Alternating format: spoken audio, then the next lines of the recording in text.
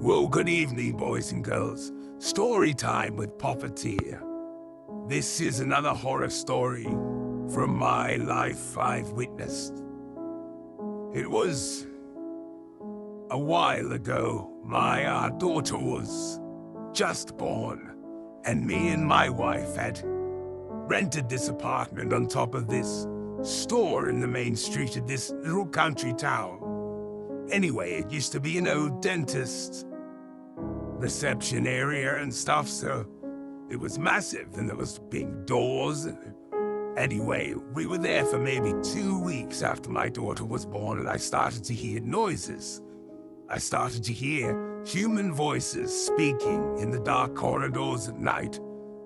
Jumping to my feet, I'd run and look for an intruder, but I'd never find one. It was all hearing, and then I'd hear banging on doors and slamming of doors over the other side of the house, because we were on the main street, so a lot of drunken fools, bullshit, idiot fools would try to do stupid things of the night, sometimes on a Friday or Saturday. So anyway, that being said, well, I'd wake up and I'd hear voices, and I'd hear talking throughout the house, and it was not long after that we started to smell an old-style tobacco scent all through the apartment. And we would hear and see a shadow walking around sometimes, because our doors had glass white receptacles above them, so we could see through it. And we'd see it whenever we'd smell the tobacco, where we'd look and then it'd move. Anyway, we thought, oh well, it's not causing us any trouble whatsoever.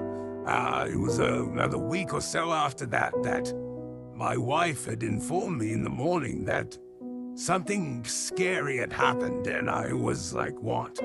So she told me that about 2:30, I had sat up, woke her by accident, and she had said, what are you doing? And I, with my eyes closed, asleep, answered, he's watching us over there. And I pointed to the corner, and then when my wife had looked back at me, I was asleep, laying down again, like nothing had happened. And she was fucking freaked out that night. I tell you what, like, I had to stay up quite a few nights after that. Unfortunate business. Things would get thrown off our counter. Keys would be, like, on the other side of the room of where we left them. Like, clothing, there was cups, there was plates, knives, forks, all moved throughout the house, just random where no one should have been.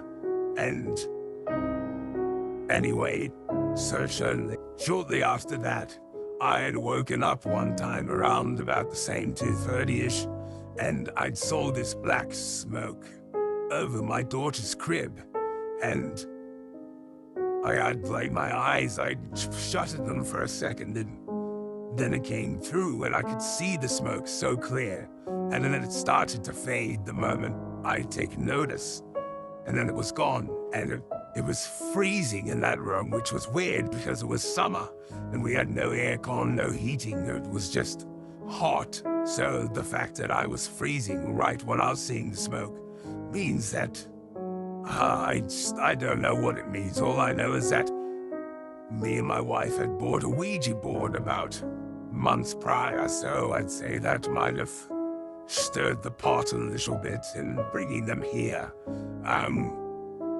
There was another time when I was asleep in our apartment up in Coffs Harbour, which is where we moved to after that.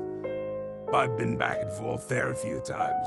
And I had been asleep, and I'd seen opened my eyes, and my wife was laying next to me in bed. And I closed my eyes again, and then I heard the bathroom, the toilet. And I was like, wait, what? And I opened my eyes, and when I opened my eyes, what I thought to be my wife had flown to the ceiling in such a vigorous movement that it was unbelievable. I was so frightened at that point I couldn't go back to sleep. My heart was pounding.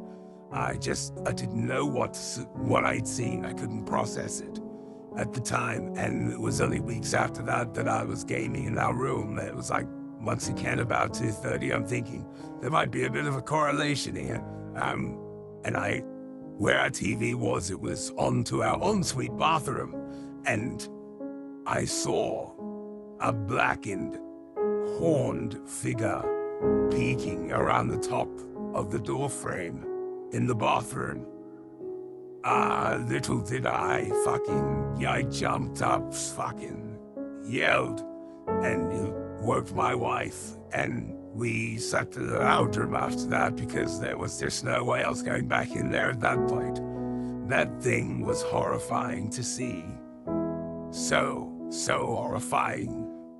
Anyway, so we're at this new place a little while after that, and me and my wife are asleep, and our daughter and son are now running around, in the house.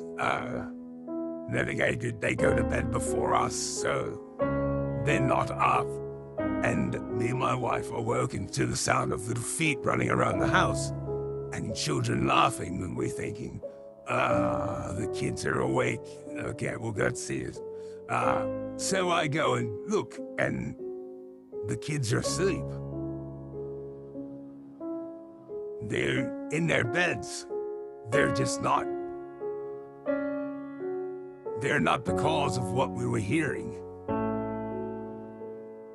And we hear things to this day, but it's not just children's feet are laughing anymore. We hear people walking, talking, people standing in the corner, shadows, eyes, cold spots, noises in the walls and the roof. It's only getting worse. I think it's time to do something about that Ouija board. Because this is not working for us.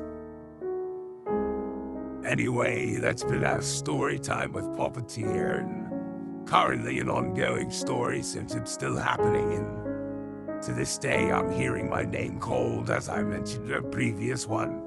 I'm not sure if that is any correlation to what is happening here, but we can only imagine.